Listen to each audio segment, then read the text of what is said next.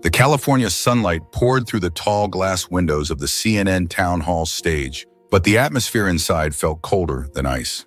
The audience whispered, cameras zoomed in, and producers rushed like they were preparing for an intellectual sparring match. Actor Jonathan Roumie walked onto the stage with the calm of someone who had already read the script of the night and knew he wasn't the one about to lose. Then came by television host Bill Maher.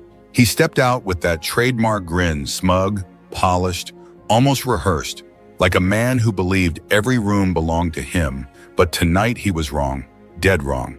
The moderator welcomed them. The crowd settled, and the first question barely ended when Maher leaned forward, adjusted his jacket, and struck. "Jonathan," he said loudly, making sure every camera caught it, "you sound like someone who's been brainwashed by conservative media. Seriously, you're too focused on acting to understand how the world really works." A low gasp rippled through the audience, and right there, in those 3 seconds of stunned silence, the producers knew the segment had just gone nuclear. Jonathan didn't blink, didn't swallow, didn't shift in his seat. He slowly leaned into his microphone, his expression calm, but sharp enough to cut through granite.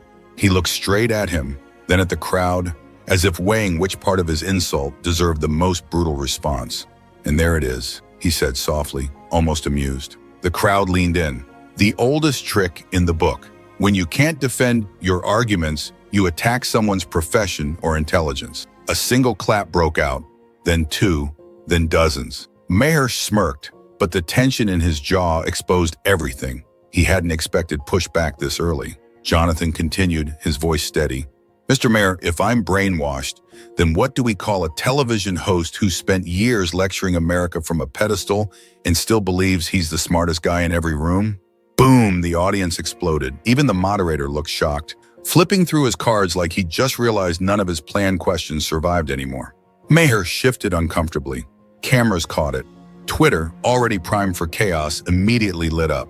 #Brainwashed backfire began trending in minutes. Jonathan wasn't done. "You don't get to lecture me about understanding the world," he added. "I grew up working for everything I have, building a career from the ground up. You grew up in the safest bubble celebrity media could offer." The crowd roared again. Maher raised his eyebrows, forced a laugh, but his face tightened, that polished California glow cracking for the first time. Jonathan sat back, perfectly composed, his silver cross necklace catching the stage lights. He had turned one insult into total dominance. One line and the room flipped just like that.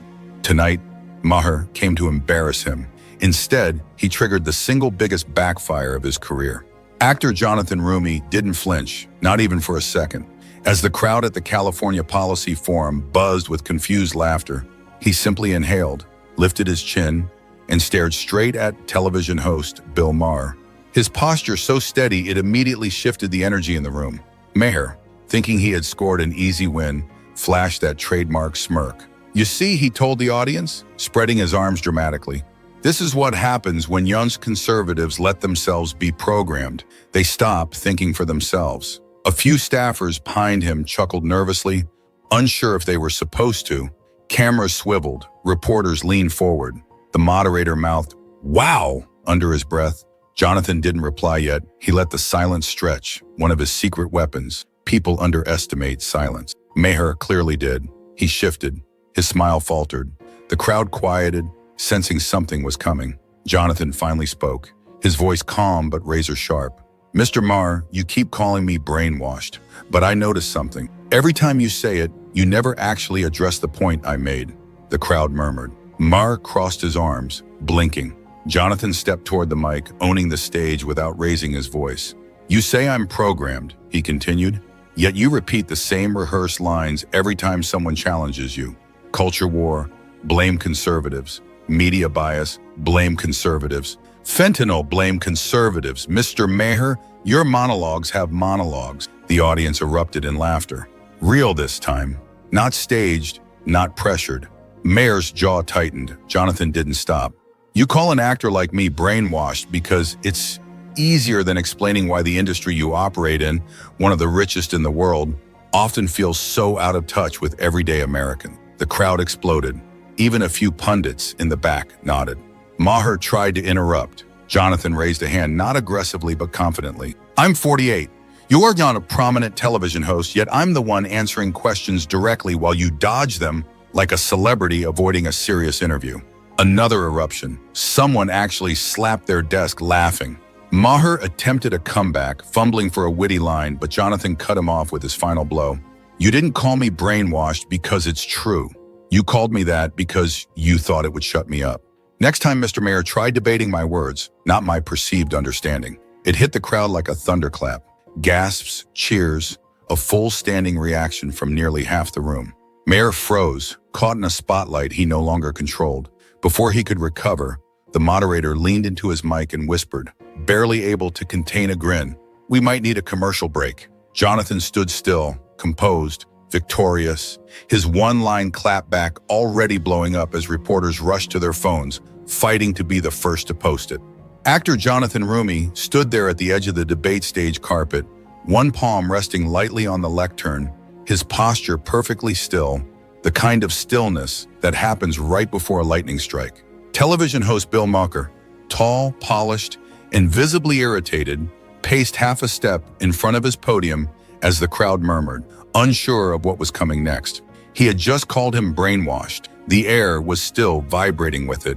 Even the moderator blinked twice as if he hadn't expected Maher to go that far. Jonathan didn't flinch. If anything, he grew calmer, the way people do when they've already decided how this ends. Maher smirked at the silence, thinking he had cornered him. His voice dripped with condescension as he added, "It's not your fault, Jonathan. You're just repeating whatever Fox News hands you." It's honestly. A few people in the audience gasped. Others groaned. At least two shook their heads. But Jonathan didn't react, and that made Maher even more uneasy. He expected outrage, embarrassment, maybe defensiveness. What he got was nothing. He finally lifted his head, his eyes glowing with a quiet fire. "Mr. Maher," he said slowly, "you know what's actually sad?" The room leaned in, the air tightening. Someone who spent 2 decades in media, critiquing the largest state in America, and still thinks he's qualified to tell anyone what a clear mind looks like. A shockwave rippled across the auditorium. Maher blinked once, twice. The smirk wiped from his face. Jonathan didn't stop. "You call me brainwashed. Mr. Maher, I've seen your monologues. I've heard your dismissals. I've seen your ratings when you get too preachy. If anyone here is detached from reality, it's the man who thinks that is honest discourse." The audience exploded. Applause, cheers, even laughter sweeping like a wave. Maher raised his hand as if trying to regain control. Okay. But Jonathan cut him off, his voice slicing cleanly through his attempt. "You don't get to dismiss every person who disagrees with you as brainwashed. That excuse stopped working a long time ago." Boom. The kind of boom that ends careers and becomes TikTok history by morning. The moderator tried to speak, but the moment was too loud, too alive. Maher's face tightened, jaw shifting sideways. The exact look of a man who realized he'd walked into quicksand and hadn't noticed until it was too late. Jonathan simply stood there, composed, serene, letting the reaction swell without even blinking. His one-line clapback didn't just land, it detonated. And suddenly everyone in the room realized something. Maher clearly hadn't. Jonathan wasn't intimidated. He wasn't cornered. He wasn't shaken. He was in control. "Shall we continue?" he said calmly, adjusting the mic. Actor Jonathan Roumie felt the temperature in the CNN town hall shift the moment. Television host Bill Maher leaned forward in his seat, flashing that trademark California slick smile. Cameras zoomed in. The crowd quieted. Every viewer watching at home could sense he was about to try something bold. "Jonathan," he said, dragging out his name like an insult, "you're passionate, but honestly, you sound brainwashed, completely consumed by talking points someone else wrote for you." A few audience members gasped. Others murmured in discomfort. Even the moderator lifted an eyebrow. Maher reclined confidently, certain he just handed him a blow he couldn't recover from. His grin stretched wider as if he expected him to crumble right there on live television. But Jonathan didn't even blink. Instead, he slowly placed his pen onto the table, leaned slightly toward the mic, and gave a calm, almost amused smile, one that instantly made the room lean in. He didn't raise his voice. He didn't rush. He simply spoke with precision, the kind that slices deeper than shouting ever could. "Mr. Maher," he said, "if I were truly brainwashed, I'd sound exactly like you." The audience exploded, not with laughter, not with boos, but with that rare kind of reaction type producers dream about. A mix of shock, applause, and disbelief. The moment hit like a lightning strike. Maher's expression snapped from smug confidence to tight, irritated disbelief. He opened his mouth to respond, but the moderator instinctively raised a hand trying to restore order as cheers echoed around the room. Jonathan didn't stop there. He leaned back, letting the crowd's reaction build, then delivered the finishing blow with calm authority. You don't get to call people brainwashed just because we refuse to repeat your narrative. If anything, Mr. Maher, the only people repeating scripts here are the ones defending your media bubble. The applause grew louder, rolling like a wave across the studio. Several people stood. A camera operator whispered, "Wow," under his breath, and it was caught faintly on a hot mic. Maher, visibly rattled now, straightened in his chair. He attempted a chuckle, but it came out stiff and forced. The confidence he walked in with had cracked, and everyone saw it. Hashtags began popping up online before the segment even ended. Hashtag Maher brainwashed backfire. Hashtag Roumie destroys Maher. Hash one-line KO. Jonathan simply folded his hands and waited for the moderator's next question, perfectly composed, as if he hadn't just delivered one of the most brutal live TV comebacks of the year. And for the first time in the entire broadcast, Bill Maher had nothing to say. The moment on television host Bill Maher heard his own words echo back at him, brainwashed, actor Jonathan Roumie saw something flicker in his eyes. Not confidence, not control, panic. He tried to hide it behind a smirk, but the audience already sensed weakness. Cameras tightened their focus. Producers whispered urgently in the control room. The moderators shifted in their seats.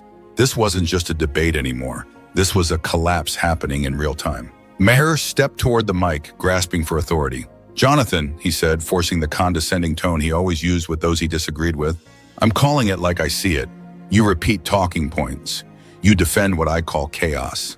And frankly, yes, you're brainwashed by a certain ideological narrative." A few scattered claps came from the liberal corner, but the rest of the audience frowned, shifting uncomfortably.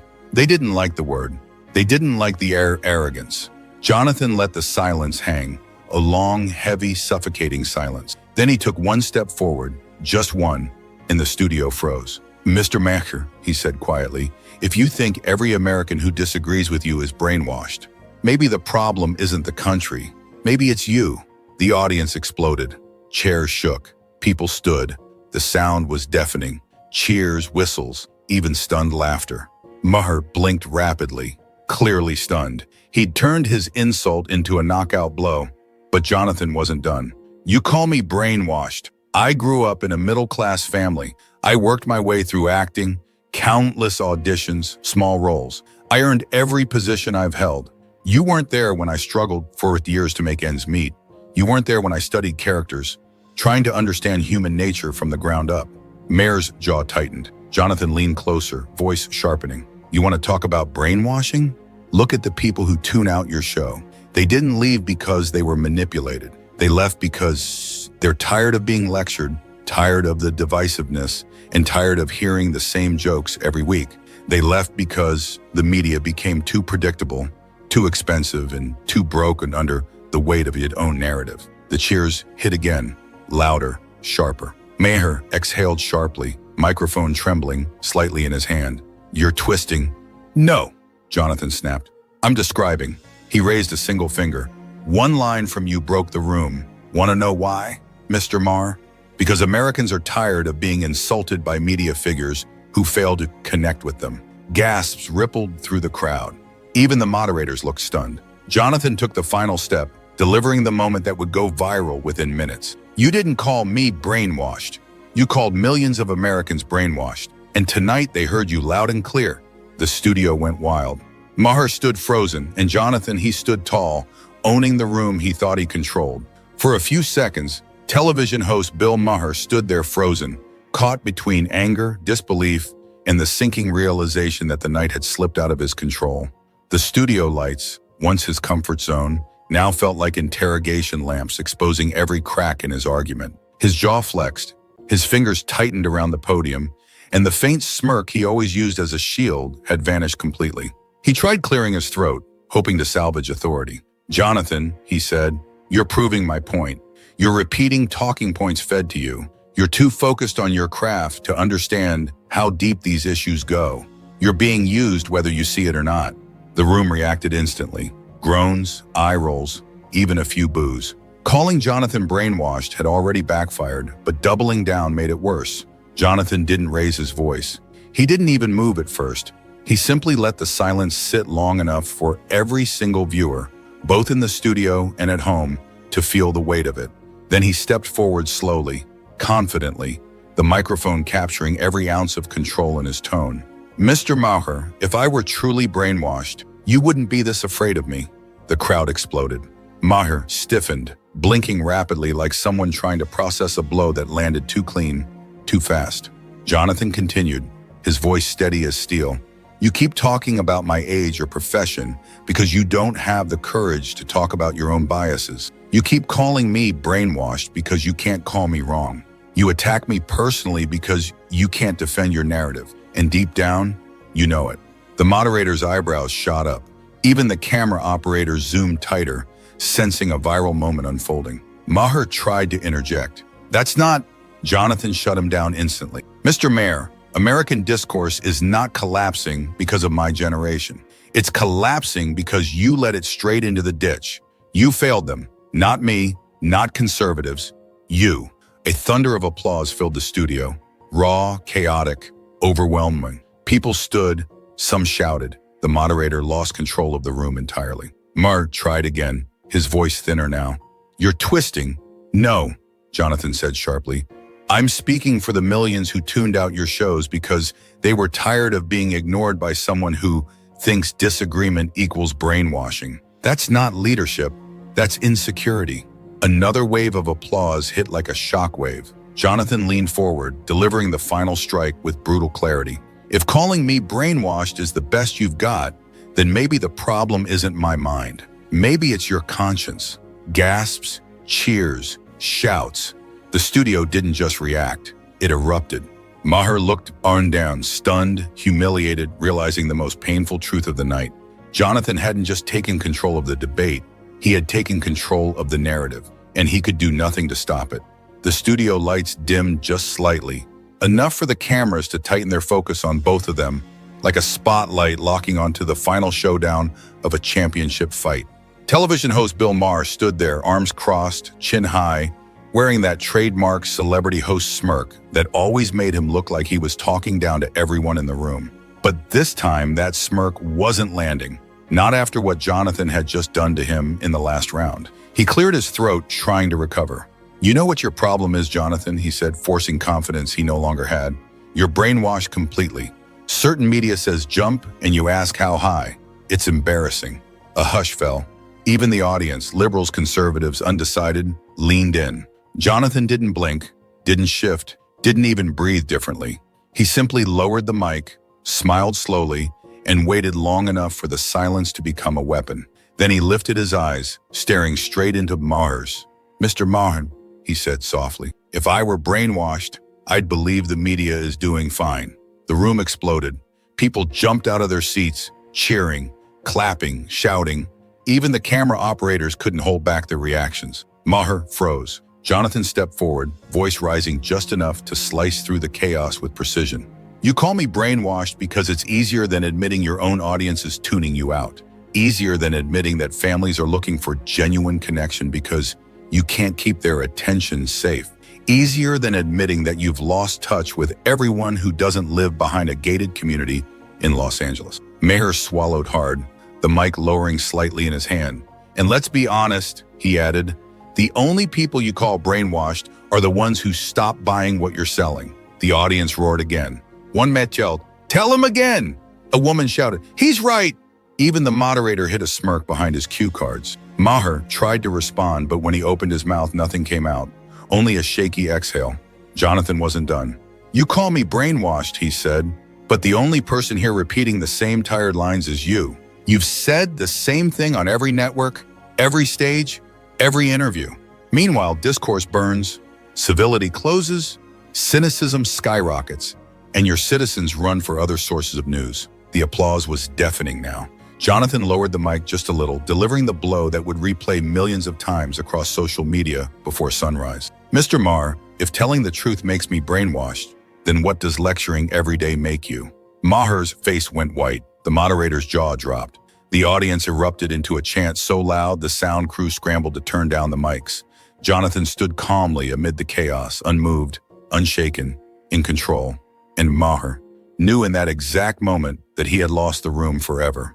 The studio still buzzed with aftershocks from Jonathan's one-line clapback, the one that had broken the room moments earlier.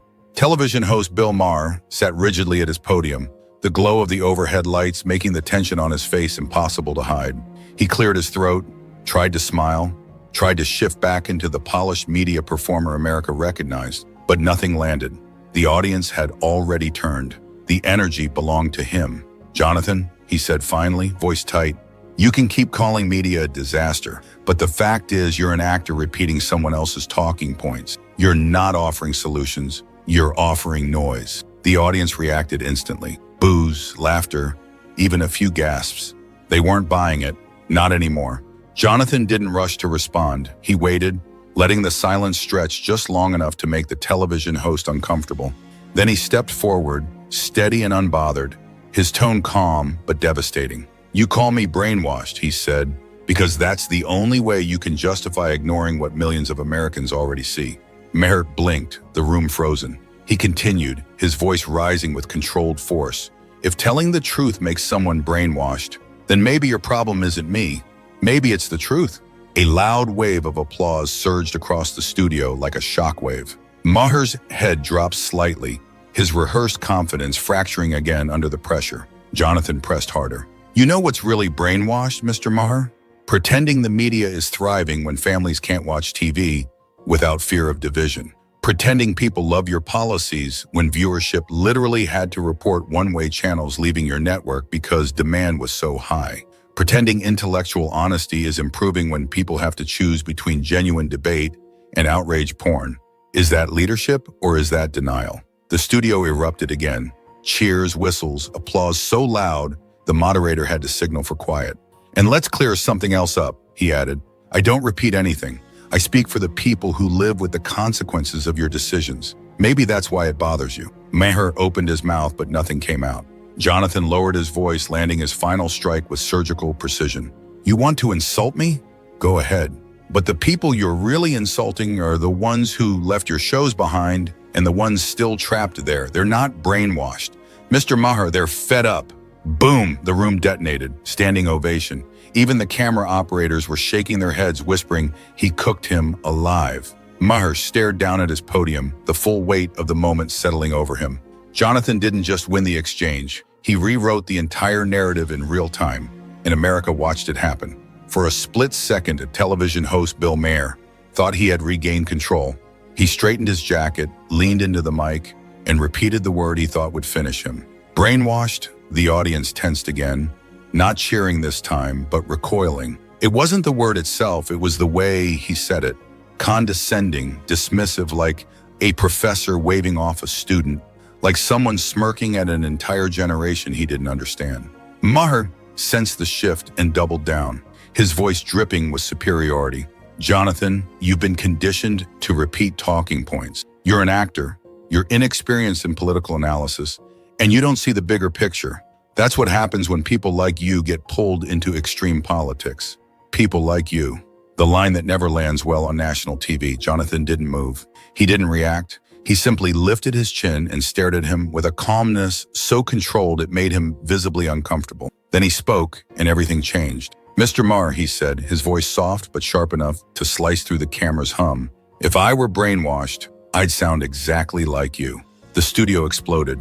Gasps, laughter, applause, whistles, the kind of sound that rolls across a room like a physical force, shaking the walls, forcing the moderators to lean forward in panic as producers scrambled in the control booth. Maher blinked rapidly. He wasn't expecting that. Not the clarity, not the confidence, and definitely not the speed. For a man who prided himself on media training, he suddenly looked like someone whose script had been ripped away mid-sentence. Jonathan stepped closer, the moment now his. "You call me brainwashed because I do not agree with you," he continued. "You call millions of Americans brainwashed because they won't follow your ideology. But disagreeing with you isn't brainwashing, it's freedom. The crowd erupted again, louder, more energized, more united. A wave of applause sweeping like a tide. Maher's face tightened, his hands gripping the podium so hard his knuckles widened. Jonathan didn't let up. "You know what's actually brainwashing?" he asked, eyes locked on him.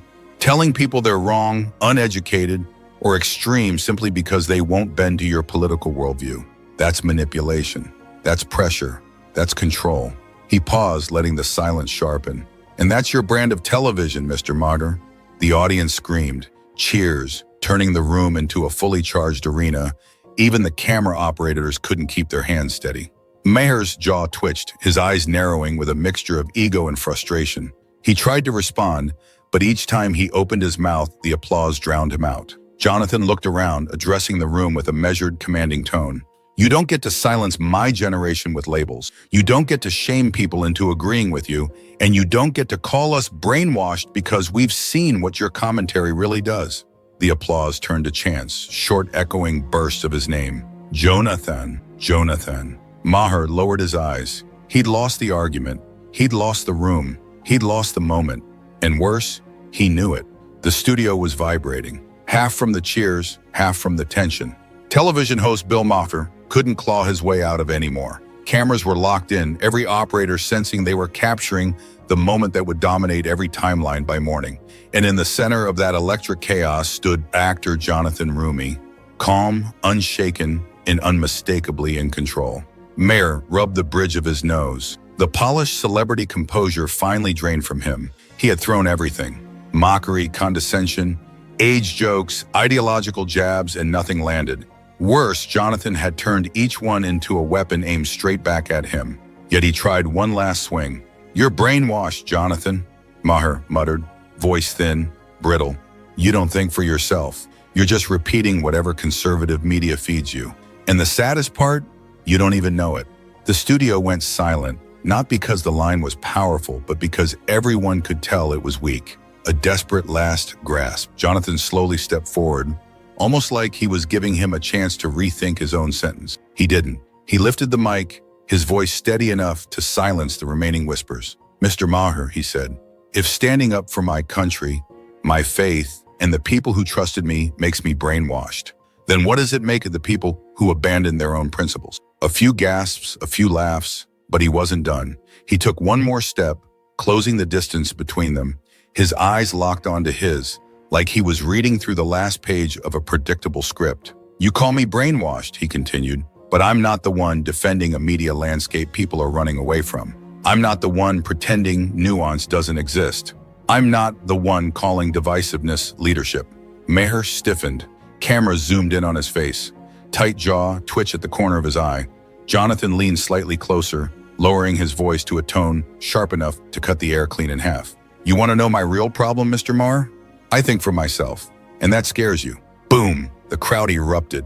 Explosive applause, whistles, chants. Even some liberals in the audience smirked, shaking their heads as if to say, "Yeah, he got him."